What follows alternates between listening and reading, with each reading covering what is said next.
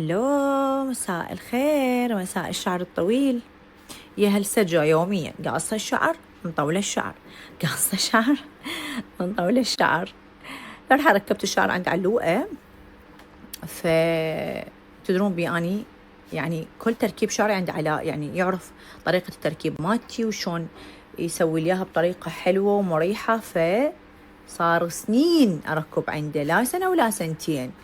هاي أول شغلة. الشغلة الثانية إنه وأني هسه طالعة من الحمام من الشاور والشعر مبلل، تخيلوا هو مبلل، شوفوا نوعيته شقد حلو وما مخلوط، ما بي ولا شعراية مخلوطة، لأنه شعر طبيعي ويجنن. طبعا اكو الوان، اكو اسود واكو الاقصر والاطول، حسب انتم شنو تختارون وكم خصلة تختارون. اني بالعادة اخلي 120 خصلة حتى يبين كثافة الشعر احلى يصير.